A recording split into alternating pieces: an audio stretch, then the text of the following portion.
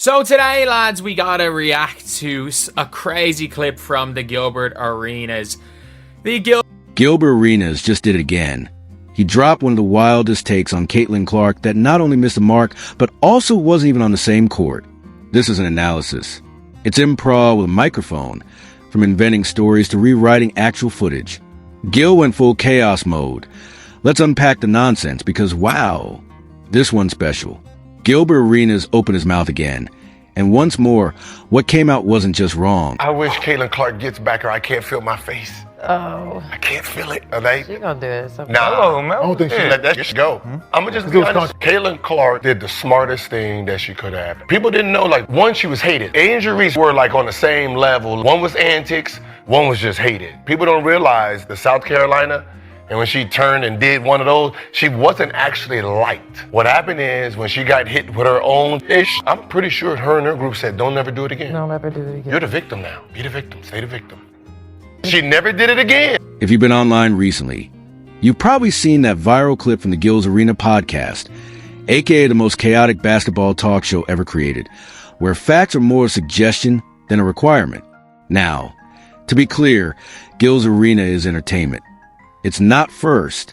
It's not ESPN, and it's certainly not where you go for verified historical breakdowns. This is Gilbert Arenas throwing out hot takes, stoking drama and pressing buttons on purpose, because he knows how the internet works. We remember plenty of the things that Gilbert Arenas has said so out of pocket, wrong information, and it is a show for entertainment. It's why Cheryl Swoops will be a permanent guest on that show, because if nothing else... But that doesn't mean we can't call it what it is. Pure, unfiltered, fact-free chaos. Let's talk about what sparked this latest meltdown. Gilbert decided it was time to analyze Caitlin Clark's on-court behavior, specifically her now infamous, "You can't see me" taunt. You know, the one she did toward her own bench, the one the internet saw clipped, fact-checked, and confirmed was not aimed at South Carolina or any opposing player. Yeah, Gil didn't care. He rewrote the whole thing. He said Caitlin Clark did it toward an opponent. He framed it like she started the beef with Angel Reese. He basically suggested Clark brought the hate on herself by being a trash talker who got hit with her own move. And if that's not the laziest narrative spinning you've heard this year, I don't know what is. Let's pause for a second. Everyone with functioning Wi-Fi knows the real timeline. Clark gets a 40-point triple-double, looks toward her own bench, and does the Cena move to her trainer. The moment goes viral, and John Cena himself tweets it, and the world eats it up. Then in the LSU game, Angel Reese makes sure Clark sees her do the same move, chases her around the court, points at her finger, and makes the beef one-sided. Then Reese goes on Instagram Live and says, "This is for you, Caitlin Clark." So yeah, let's stop pretending this was some mutual beef. Caitlin wasn't even looking. She didn't talk trash to Reese. She got targeted because she was winning and she was popular. That's it. And how did Clark respond? By going on TV the next day and defending Reese, saying she didn't deserve the hate, saying it was just competitive, saying runners-up don't need a White House invite, and this is a person Gilbert decided to accuse of creating the problem? Make it make sense. Now look, Gilbert Arenas has said worse things. This is the same guy who once made an entire racist rant about South Sudan. The man has the filter of a broken coffee machine and a memory that's even worse. He's also the same guy who brought a gun into an NBA locker room. So expecting a nuanced take was probably a reach, but the reason this one hits so hard is because it's not just inaccurate. It's lazy. It's parroting the same fake narrative people already disproved months ago.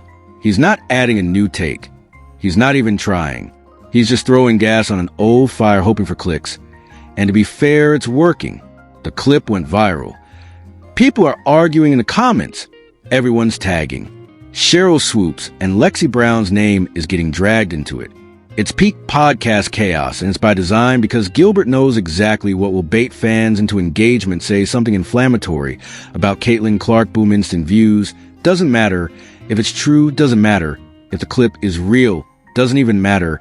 If it contradicts what Gilbert himself said last week, as long as people are mad the metrics are good, that's where we are now, and it's wild because Gilbert doesn't even try to be subtle. In the same episode, he casually invents the idea that Clark got told by her camp to stop trash talking and become the victim, says she stopped being the savage version of herself. says, she was never really like that again after getting checked on what Clark is still one of the most savage players in the league. She still hypes up crowds. She still waves off defenders. She still flexes after hitting logo threes. She almost got suspended last season for too many texts. What is Gil talking about? He's talking nonsense. That's what. And the funniest part is the other people on the podcast, especially Cheryl Swoops, know it too. You can tell they're sitting there like, bro, are you serious right now? But because it's a podcast and drama sells, they let it ride. And that's where the real problem is.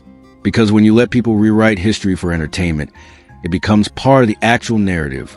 You get people on Twitter quoting Gilbert Arenas like he's Adrian Wojnarowski. You get TikTok spreading misinformation like it's gospel. And you get casual fans thinking Clark somehow deserves to be mocked because that's what they heard, not what actually happened. And sure, you can say, well, it's just a podcast. But that's not how things work anymore. These clips have real impact. They shape perception. They influence how young players view Clark. They affect how the media covers her. And they add fuel to a fire that Clark herself didn't even start, and that's the kicker. Caitlin Clark didn't ask for this. She didn't ask for the crown, and she didn't ask for the hate. She just showed up, hopped like a maniac, broke every record in the book, and brought millions of new eyes to women's basketball.